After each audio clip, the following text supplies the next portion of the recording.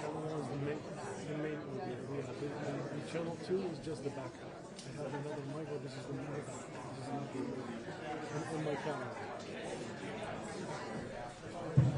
Yeah, camera. That's the main.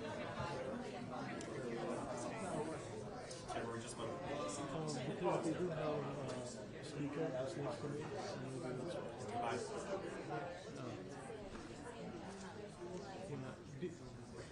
Do you want me to kill the audio on the channel 2? Just in case?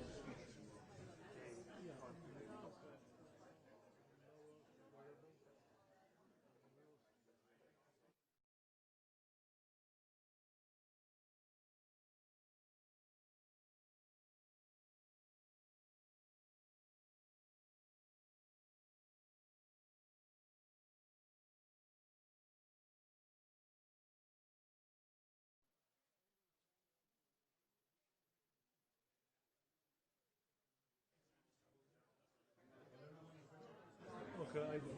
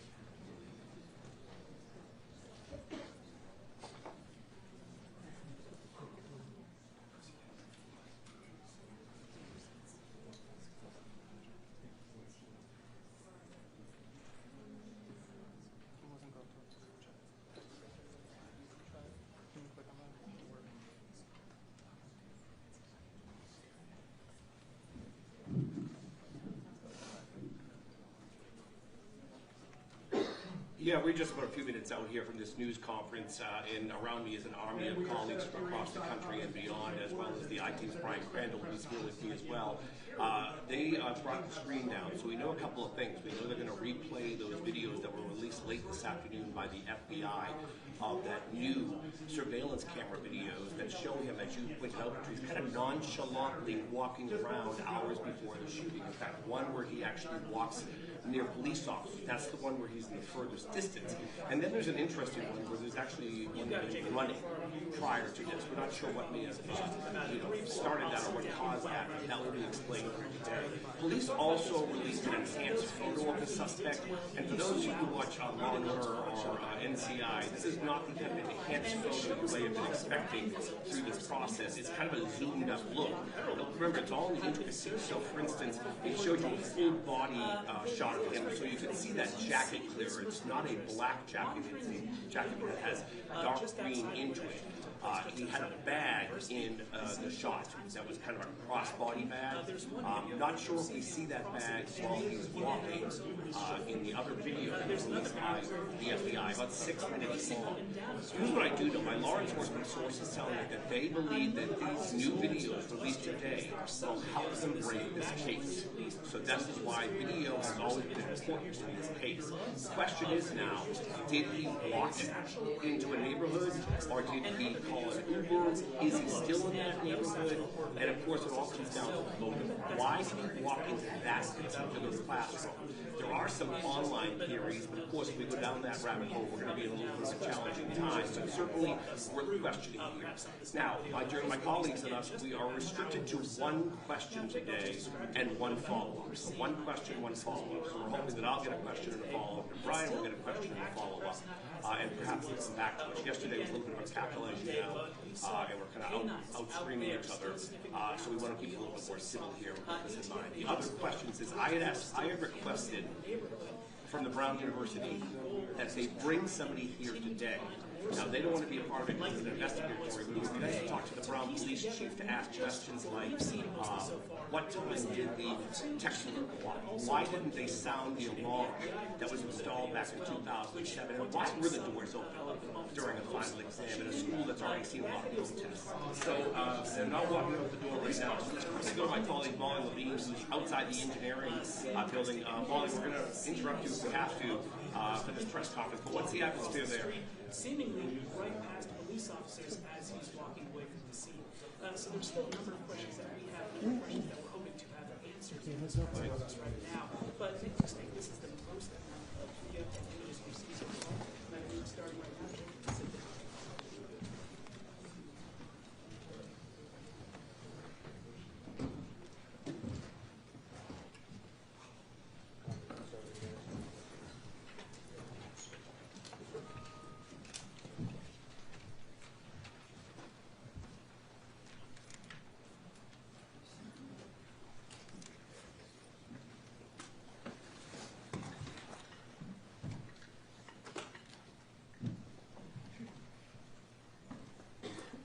Good evening, everybody. It's Providence Mayor Smiley with another update today.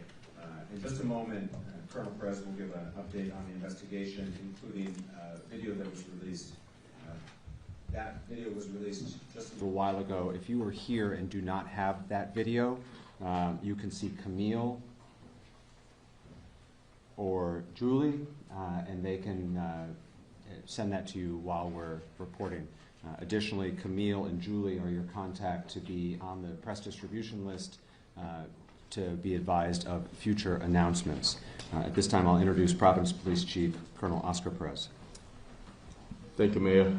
And so as the Mayor stated, we're about to show you a video. If we can have the LT officer play it.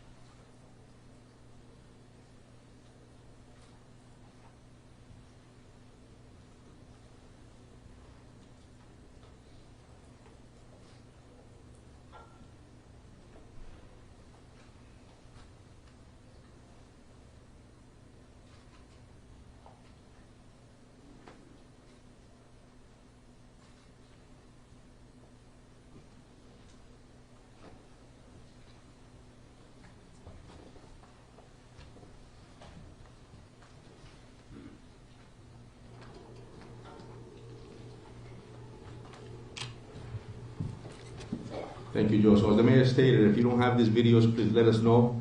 And the reason we have shown these videos, there's a purpose, right? So as you can see, they're enhanced photos, there's enhanced video footage, and so we're asking the public to ensure that they can see them. They can see here that you want to focus on the body movements, the way the person moved their arms, the body posture, the way they carry their weight. I think those are important movement patterns that may help you identify this individual, which is extremely important. Another thing that we're going to ask the public is if you have any type of camera system, including Teslas, in your property. In this video that you just saw behind me, it all comes from the residential block of Waterman Avenue, Power, Ives, and Hope Street. And it's those residential areas that we're asking the public to look, if you have any camera systems or any Teslas, like I mentioned, that you look at that footage and that you can reach out to us and please provide us anything that you have. And we're asking you to go back at least a week to do that. And the reason for that is because on Saturday night, the day of, we actually learned that this individual was in that neighborhood at around 10:30 in the morning. We also know in this profession that many criminals will case out an area weeks and days prior. And so it's important for us to ensure that we can have you look at that and help us. And the reason for that is because our offices, our agents, are looking at terabytes of data. And we're looking for a moment that is shorter than somebody taking a breath. It's incredible hard work to do that. And so we're asking the public to assist us with that. The other thing is the tip center. We have been receiving hundreds of tips. However, we're about close to 200 actionable tips that we're still conducting investigations on, which is incredible and is important. Again, keep in mind that this video footage is extremely important to us. And one more thing here, that as a reminder, please remember that the number that we need you to call is 401-272-3121, as well as the link that the FBI provided, which is fbi.gov, Brown University shootings. Thank you very much. Thank you, Colonel. Now we'll hear from FBI Special Agent in Charge, Ted Dux. No, thank you, Mayor, and good evening. My name is Ted Dux. I'm the Special Agent in Charge of FBI Boston. On the heels of this tragedy, the strength and resilience of the people of Providence is a powerful reminder of the bonds that unite us. The men and women of the FBI, along with the law enforcement team standing before you, carry the victims with us as we work around the clock to bring the individual responsible for their injuries and deaths to justice. Today, the FBI is working with Brown University to do everything we can to provide services to those impacted by this horrific shooting. The FBI has almost 30 victim specialists, special agents, and analysts from all over the country who are here in Providence to support our survivors, the victims, and their loved ones. The FBI Victim Services Response Team is one of the many specialized FBI assets that have been deployed here to assist. The toll this type of tragedy takes on victims and their families is immeasurable, and we ask everyone to respect their privacy at this difficult time. Thank you. Thank you, Special Agent. Next, Attorney General Peter Nerona. Thank you, Mayor. I don't have a lot to add other than that from my perspective. I think the investigation in a case like this, which is a challenging one, is going really well. On the third floor of this building, there are dozens of agents, detectives, led by Providence Police, prosecutors from my office, working to put together, and what you're seeing is just a portion of what they're working on right now. So they are literally, because I have seen at least part of it, the shift changes late at night. I think Rhode Islanders should take confidence in their work. They are veterans of what they do. They're smart, they're professional, and they're getting the resources from the mayor and the governor that they need, the state police as well, to get this job done, and I'm confident they're going to be able to do that. Just need a little bit of patience, as hard as it is to say that in this really horrible context. Thank you. Thank you, General. Governor Dan McKee for an update now. Thanks, Mayor. And right off the top, we're just making sure that the state is supporting Providence and Brown University, and then working with the FBI as well as our state police and the Attorney General to continue to provide information to the people in the state of Rhode Island. My information is that recently, today, we've met with all the university presidents in the state of Rhode Island. We know that we want to start a working group that will talk about enhancing the safety issues. And you'll see shortly that we'll be doing the same thing in terms of the mental health issues. And I think that's important as I'm out and about. We're hearing a great deal of anxiety coming from families and students and the general public. And that's one of the reasons why our state police has supported the Providence schools with presence as school begins and school ends, in support of the mayor and his efforts to support the schools. Thank you, Governor. We're also joined tonight by Brown University President Christina Paxson. Thank you, Mayor. I want to begin by thanking the many law enforcement agencies who continue to work around the clock on this case. It's very impressive. I also want to thank the mayor and the governor for their continued support. The primary point that I wanted to address before we get to questions is that Brown is deeply committed to the safety and security and well-being of our community. And I've been deeply saddened to see people questioning that. We understand that as time goes on, there is maybe a natural instinct to assign responsibility for a tragic event like this. Anxiety and fear is very natural, but the shooter is responsible. Horrific gun violence took the lives of these students and hospitalized others. And it's deeply sad and tragic that schools across the country are targets of violence. Brown is no exception. We are cooperating fully with law enforcement, and again, we thank the multiple agencies that have been working so hard day and night with increased patrols to keep our campus safe and to investigate this horrific shooting. Thank you. Thank you, President Paxson. I'll give a couple updates on behalf of the city, and then we'll take your questions. First, as has been discussed many times, we continue to have enhanced police presence throughout the city of Providence to help bolster the confidence and provide a sense of additional security to our residents. Today, we were aided by neighboring municipalities in Central Falls and North Providence with supplemental officers. We're grateful to our neighbors for sticking up and standing up with Providence. The state police continues to be an incredible partner, and I thank the governor and Colonel Weaver for their partnership. Providence Public Schools remain in session. Friday is the last day of school before winter break. Spent some time at our schools again today. As has been the case in the past, the schools in the area of Brown are having regular police presence, and because of the assistance of the Rhode Island State Police, we've been able to provide additional police presence and coverage to other schools in Providence, and we thank them for that. When I was at one of our elementary schools this morning, the faculty were having a brief meeting before kids started to arrive, and in discussion with some of the teachers, I asked how they were doing. One of the teachers said what I think a lot of us are feeling. She said, it's hard, but I'm putting on a good face for the kids. We need to be here for them.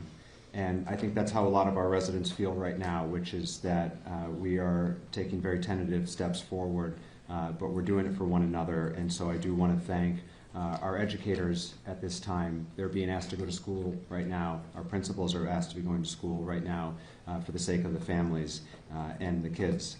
And at that same school, there was a second grader literally skipping to the front door because he's a second grader, and he doesn't know everything that's going on in this scary world right now. And so the strength of the adults has allowed that little kid to skip to school this morning, and so I want to thank all of my fellow residents of Providence for putting on a strong face for the sake of others at this time.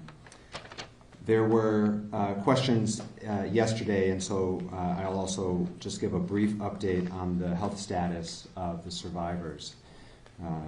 If folks will recall, there had been 8 hospitalized. One has since been discharged. There had been 8 hospitalized. One has since been discharged.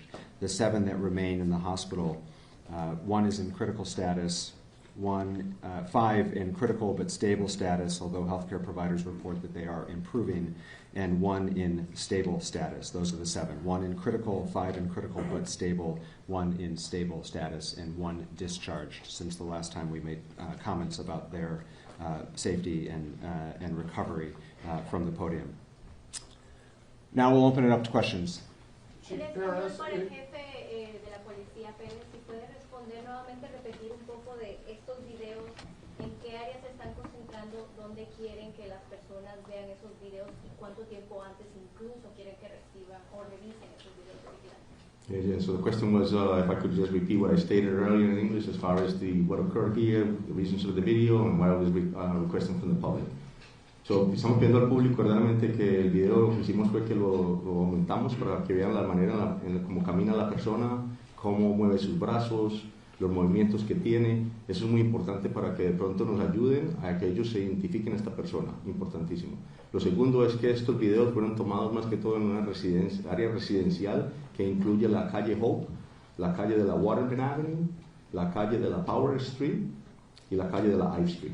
Entonces es importantísimo, están pidiendo al público que identifique si tiene sistemas de cámaras, también como vehículos de los Tesla, que tiene ese tipo de data, para que nos los mande a nosotros, importantísimo para nosotros verificarlo y que vayan una semana atrás del incidente.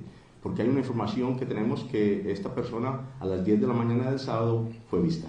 Chief Perez, you said that you believe this person was in the neighborhood at 10:30. Clarify, you believe that was at 10:30 the morning of the shooting, and what do you believe he was doing there at that time? Correct, and we have video footage of that, and we believe that he was actually casing out this area to commit the crime. That's a pattern that criminals do, and that's what he was doing. Chief, yesterday the FBI described the person that we've been seeing in these images as a suspect. Today the language seems to be person of interest. Can you clarify, do you believe that this person that we're looking at is your shooter, is your shooting suspect? Definitely, he's still a person of interest, and we're still investigating that to be able to get that answer. But we strongly believe definitely there's a suspect in the incident and a person of interest. In the back. An MIT professor died earlier this morning from gunshot wounds. Does that incident have any potential connection to this investigation? Now that we know of, no.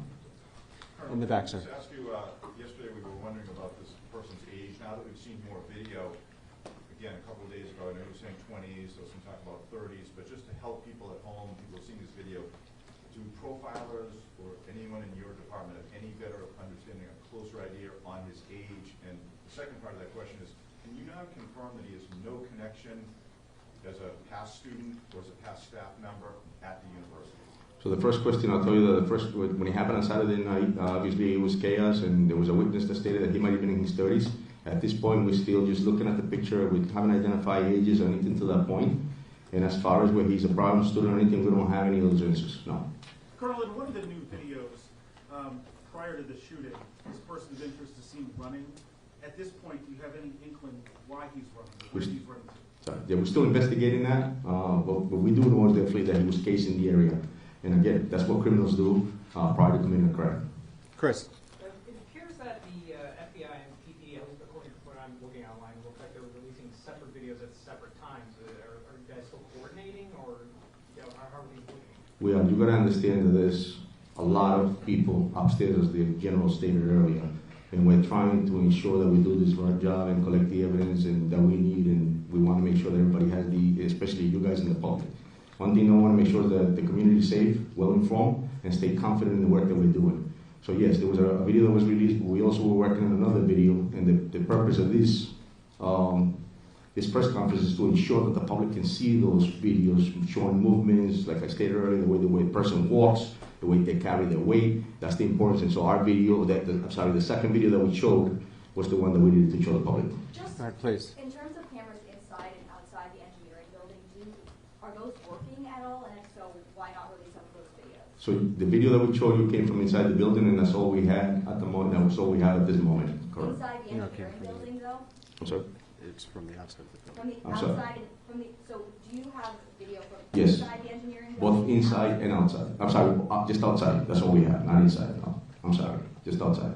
Are they going to be released anytime soon, the ones from inside the building? The that was released already. That was the outside of the building. We released that. Yeah, let me just jump here and clarify, okay? So there is, you know, for those of you who've been with us before, and I understand not all of you have been, there is video inside the building. There are cameras inside the building. What we have released to you are videos of this person of interest. So I want to be clear, because later on there may be other videos that get released in the course of a prosecution, likely will be at some point. They show things like chaos after the shooting. What they don't show is this person of interest, and so that's why we haven't released those videos. Okay, what you do have are videos from a camera outside of the Brown building and other cameras from around the neighborhood that the good men and women in law enforcement located and put together in this montage. And to your question, Chris, there are 2 versions of that video, but the bottom line is they, as I understand it, they depict the same thing, and number one, and number two, the agencies are working very, very well together, as I think the special agent in charge would agree. Attorney General. Right, so you've got a follow-up, and then we're going here. Just to clarify, there's no clear video of the suspect inside the engineering video. I just said that. That's correct. No, can I just ask as well, further to the surveillance footage that you have received? I've been here since Saturday speaking to people who are living in the residential buildings around and in the businesses, and many of the store clerks there have told me it wasn't until this morning that the police have actually come to ask them if they had anything that they could offer, any CCTV or any evidence that they could provide. Why has it taken 3 days for these people to have the police come to them to ask them for assistance? As I stated earlier, it's a residential block that includes a lot of homes, a lot of different camera footage, and it takes a lot of work in the sense that there's a lot of terabytes that we're looking at in order to be able to analyze it, pull what we need, and sometimes it's just a moment that we need, and it's shorter than somebody taking a breath, so it takes a lot of work. And then so once that leads us to a next location, and so we move strategically, we have to pull the video, download it, analyze it, investigate it, and then move forward. It takes time. Mr. Attorney General. Yeah, I just want to jump in there too, because I think I want to clarify in a sense what the chief is saying. Is that you start in the grid in the first instance that's closest to Brown. It takes a lot of work to canvass that area, and then you build out as you learn more about the path of travel. So it's entirely possible that tomorrow we'll be canvassing places that we haven't canvassed yet, because we're working out with the resources that we have. Dan, go ahead. We have a question and a follow-up, right? Yeah. Yes. My first question, Attorney General, to follow up with my colleague, this is the question I asked on Saturday night, which is, so there's cameras in the hallway, but they don't show the suspect, or Brown is not releasing them, or you're not releasing them to us. How does a multi-million-dollar school not have a bunch of cameras in the hallway? So let me try to explain that. So as President Paxson knows, there was a major addition put on that building within the last 5 years or so. That is a modern building attached to a much older one in the back.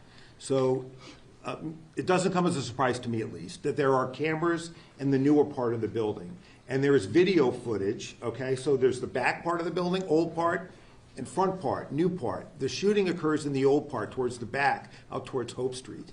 In that older part of the building, there are fewer, if any, cameras in that location. I imagine because it's an older building. So as students are fleeing the area of the shooting into the new part of the building, there are cameras in that brand new building that show that chaos. But the only video of the presumed, anticipated, suspected, however you want to define it, person of interest, you have it. We would release it if we thought it would be helpful in identifying this subject, because we are relying on the press and public to help get us there. There would be no reason for us to hold it back. We're looking for the best image we can. Dan, got a follow-up. Attorney General, thank you for explaining that, because it really clarifies it. Although I'm sure some people watching would think a multi-million-dollar school with a huge endowment could afford new cameras in an old building. That's my statement. Here's my question.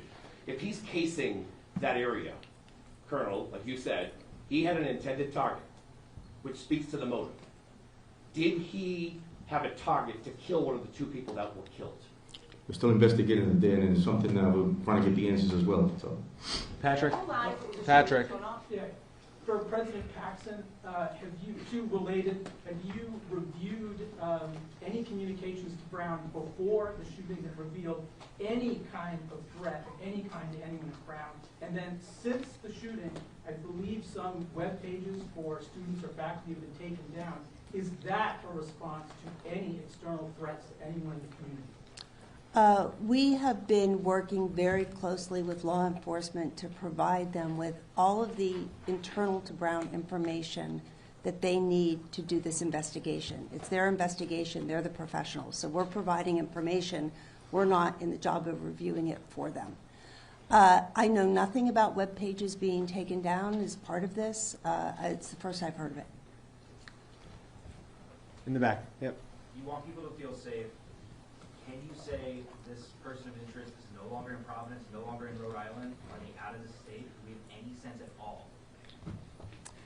I can't speak to the investigation, and if there's a follow-up for either the general or the colonel, I'm sure they'd be happy to answer it.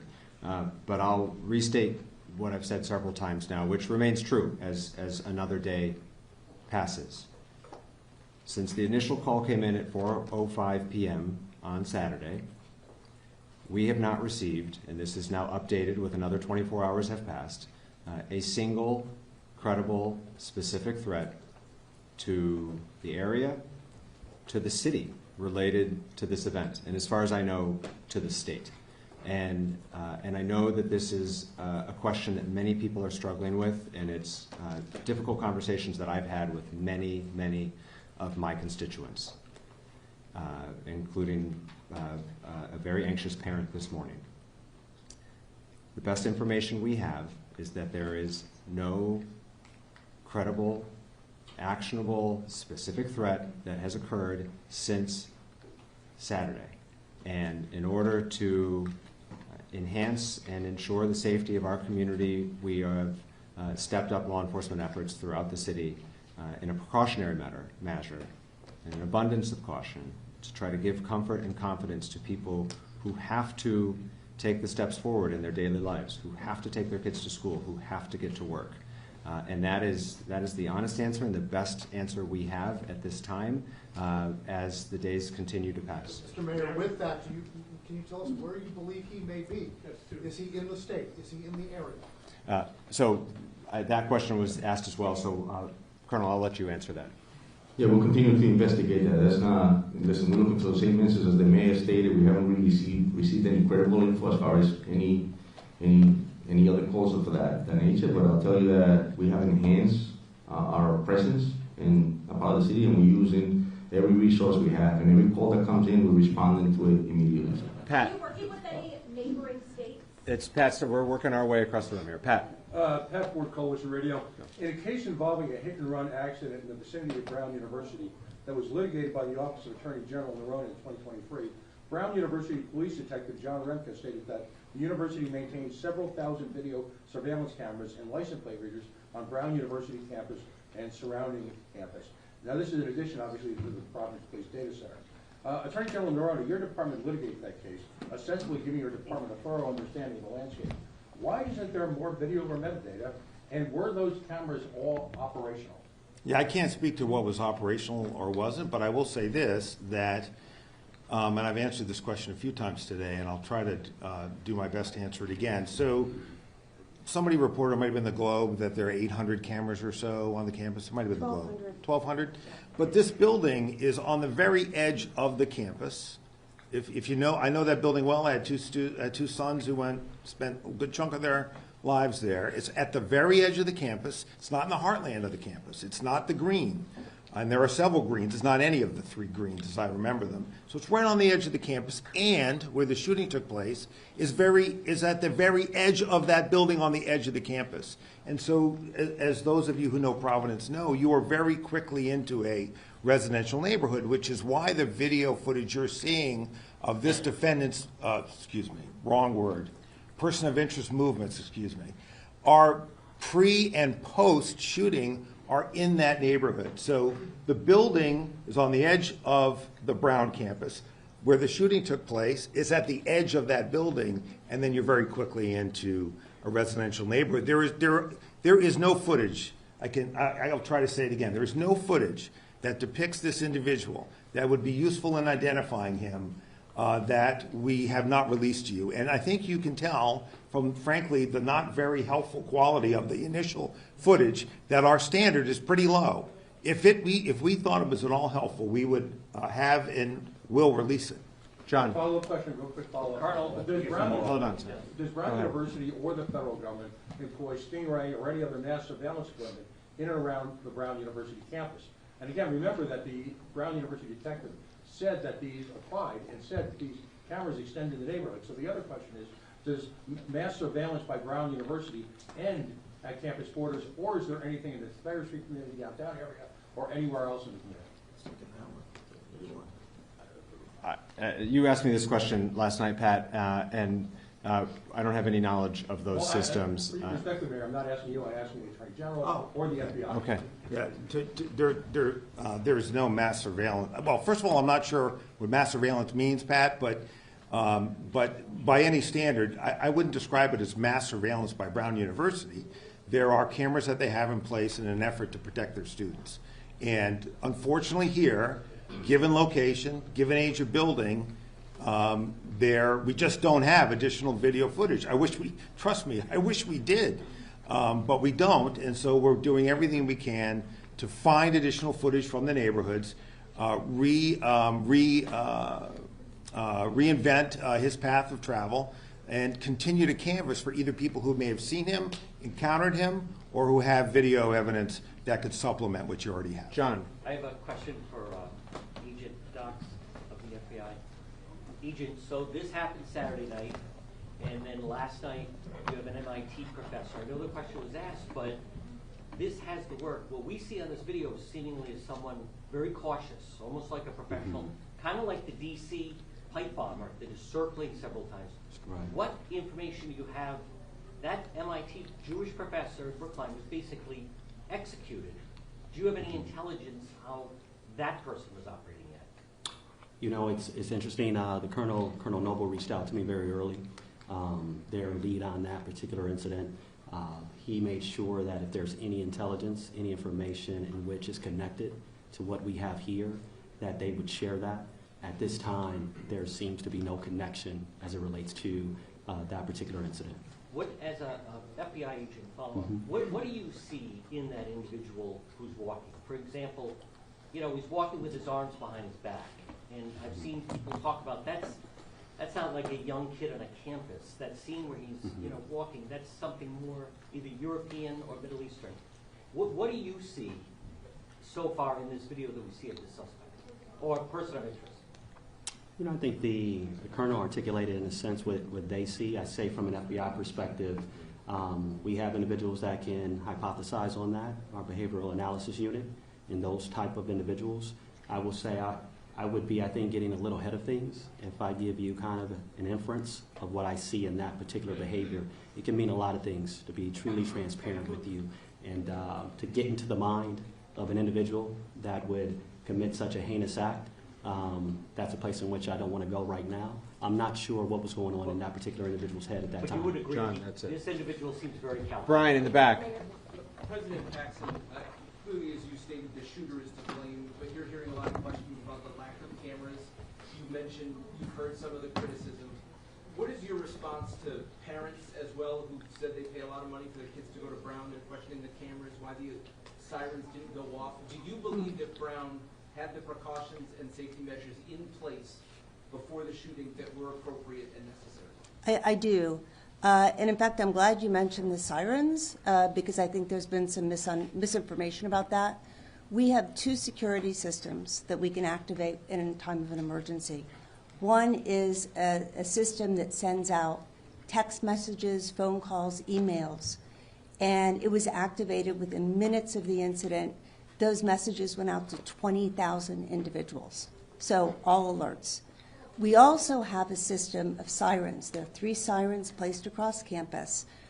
Those get activated when there is a broad-scale emergency and we want people to rush into buildings. In the case of an active shooter, activating that system could have caused people to rush into Barris and Hawley. So that's not a system that we would ever use in the case of an active shooter. So, Just to follow up, Yep. it does say on the website when it was launched that it is for an active shooter. So It depends on the circumstances and where the active shooter would be, but you don't want to ever get people rushing into buildings that might be the site of an active shooting. That's it. That's my understanding. Go ahead, sir. Do you have any evidence that suggests that the victim, Ella Cook, may have been targeted? No, not at this point. Yeah, agreed. Question over here. You mentioned you have over 200 tips. Miss, we're working our way across. I'm sorry. Let's go ahead, Tom. Attorney General Morono, what are the characteristics of the guy in the first video that makes you believe that he's also the same guy in the video that was released yesterday, and then a follow-up for President Paxson? Yeah, look, I think that that is an analysis that has been done by the agents and the detectives. And a lot of factors are going into that. A lot of it is being able to, and as I just saw upstairs, a really terrific job of tracing movements. And when you put movements and times together, it's easy easier perhaps is the best word, to identify them as the same person. Now, look, there are no absolutes in any investigation, and I'm not about to make absolute statements in this one either. But that's the general reasoning for why we've concluded that. And just a follow-up to President Paxson. Right now, school break is pretty much underway for a lot of the university students. Have you met with your police department and the board of trustees on how you're going to secure the university going into the second semester? Are you making any changes to the way you guys operate? Well, right now we have been, the campus is emptying out first, as you said, but we still have staff and faculty and graduate students and international students who will remain on campus during the winter break. So it's still open. And right now our focus is on getting as many sort of boots on the ground, people in cars. We have been really fortunate that the city and other municipalities have people who are helping us. People from the state. We also have security that we brought in from outside. I think over 60 people today were patrolling the campus. I was on campus walking around, and I couldn't turn around without seeing a security person. So we will continue that for as long as we think it's necessary. And right now, the campus feels very secure. So no Thank changes. you. Steve, I'm sorry, I missed you earlier. No, it's okay. If someone were, Providence resident were to see someone who matched the description of the person of interest, how would they be sure that they weren't dealing with a federal ICE agent? The tip line that we've been providing throughout the last several days, 401-272-3121, that call comes in here and is answered in this building with Providence police professionals and our partners at the FBI. That is who's manning the phones, that is who's processing the tips, and we are encouraging anybody who has relevant information to please use that tip line, and they should know that that's who's on the other end of the phone. And again, if you have relevant information or information that you think might help us with this investigation, we encourage you to call. But are there anything that can be differentiated between this person and an ICE agent who would be matched up walking through town and not be approached by the police in the same way this person was? Again, we've worked really hard to build the trust of our community here in Providence, and I'm telling you that phone number, 401-272-3121, rings in this building and is answered by Providence Police and or FBI. Those are the agencies that are processing, running down, and investigating any relevant information, and we urge folks, if you have relevant information, to please use that phone number. Luke. For the Colonel, do you have any indication as to whether all the interviews of the students in the classroom are completed? Is there any through line that you glean from those interviews? No, we're still conducting those interviews as we speak. Go ahead, please. You mentioned that you have no idea if the shooter is still in the area. Have you been working with any law enforcement agencies in other states that are nearby? Yes, we're working with every municipality here in the state of Rhode Island, and obviously every Massachusetts. Obviously we have conversations with them as well, but majority of the law enforcement that we're working with right now is our own, nearby municipalities, the Rhode Island State Police, and every agency that you can think of, federal agency in this building. Are you working with agencies in Connecticut? we're in conversations with them, but no, they're not here, no. Amanda. If I could just jump in here, what's really critical first is that we identify who the person is. You know, once we identify who this person is, I believe we'll be able to locate him. It's very hard to hide in this country. But until you have a name, which is why we're working so hard to identify him, it's not particularly productive to reach out to law enforcement across the country as to who you're looking for, because we don't yet know who we're looking for. So that's why we have to identify the person. Once we've identified him, you know, we'll know more information about where he's from and who his friends are and where he might go. So those are the things that we can do once we have an identification of this person. And that's why the team now is laser focused on identifying who this person is in this video. Amanda. I have some questions for the chief. Yes. The chief. Amanda. Just following up on another question that was just asked. I'm glad to hear that some of the students are beginning to recover. How many of the students who are inside that building and also outside have detectives been able to interview, and have they elaborated at anything that this man said?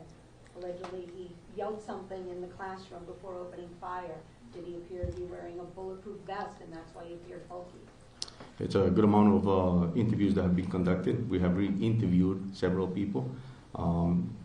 And so I just want to tell you that's part of the investigation right now. We'll continue to investigate. We'll continue to speak with them. And like the general stated, listen, we're just trying to build the case here and make sure that we can move forward and continue the progress as we're doing. But the interviews are still being conducted. But Chief, they haven't elaborated. Chief, they haven't elaborated exactly in what this man, if he did say anything, what he was yelling.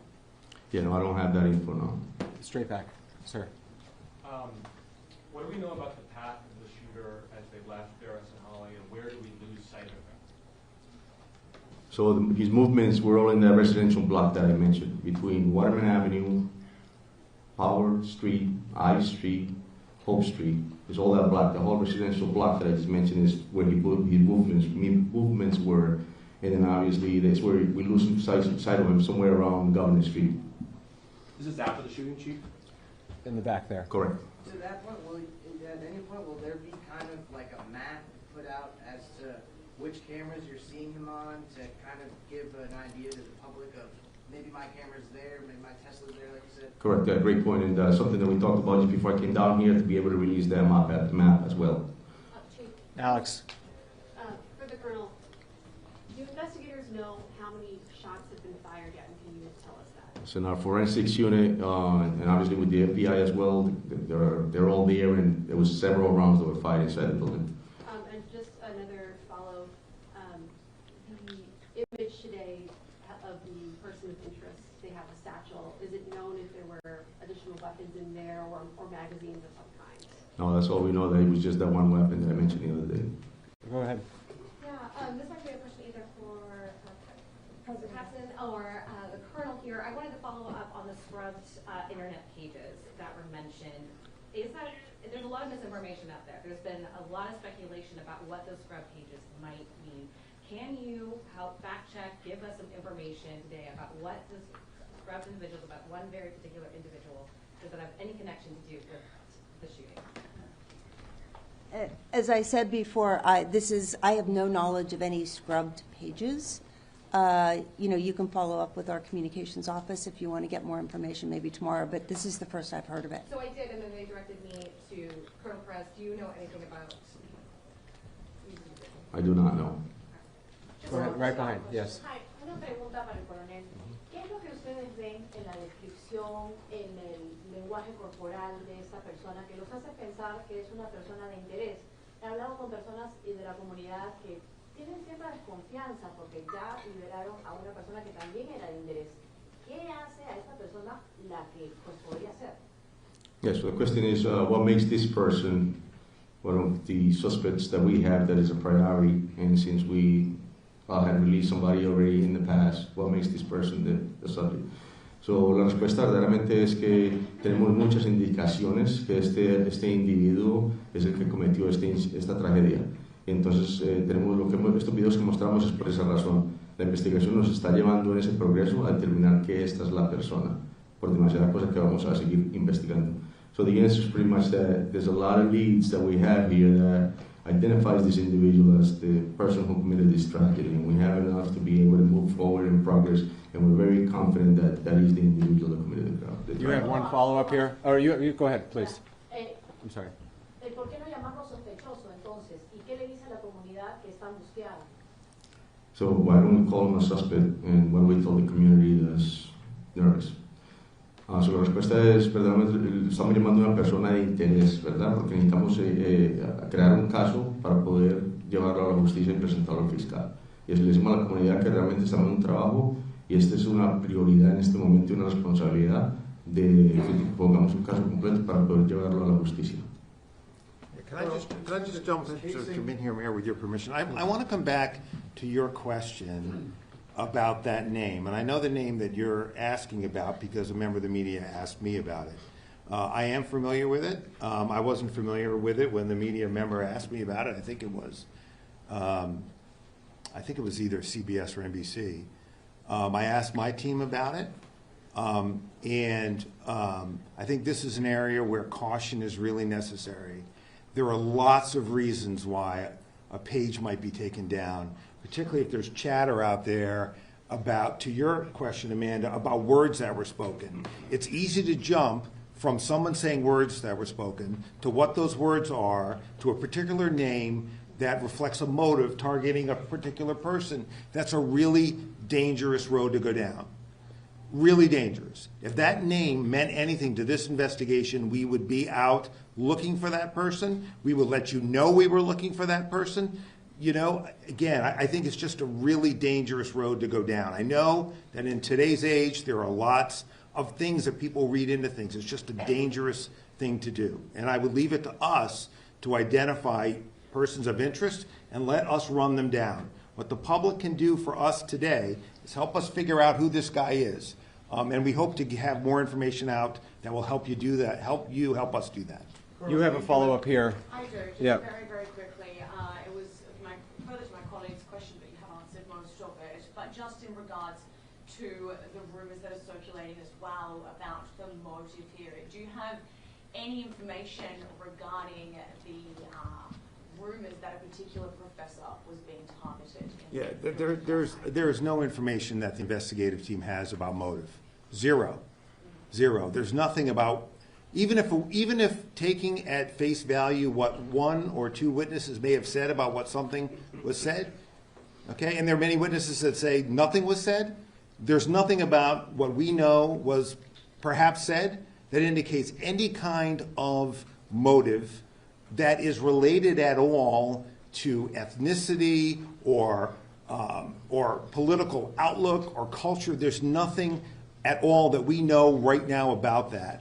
And I think that is a dangerous road to go down, particularly in today's environment. Patrick has a follow-up. Does the fact that the satchel is in some videos and not in others, and his disappearance around Governor, either indicate that there's a vehicle involved or one of the houses involved, that he picks up the satchel or gets off the satchel? What does that tell us, the fact that he disappears if there's a vehicle? So the actions of a criminal, pretty much. I'll tell you that's you're right, and that's something that we're looking at. As you can see in the video, the satchel's on, sometimes it's not on. He has a heavy coat on. He has something in front of his abdomen. He could have hit the satchel, and something in the instance that we have, we'll continue to investigate. It's complex, but we'll continue to investigate as we go Chris on. has got a follow-up. Chris has got a follow-up.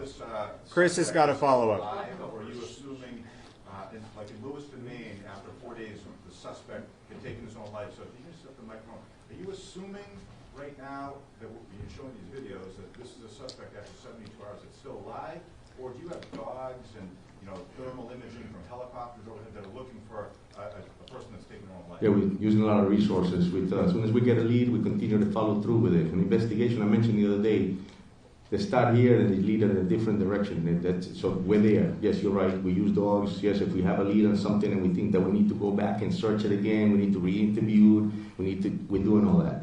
Chris, you've got the last question. Go. This is for the Colonel and the AG. The mayor had noted the Boston Globe podcast that there were setbacks earlier in this investigation. Would you also say that initial detention with that first person of interest, would you also categorize that as a setback?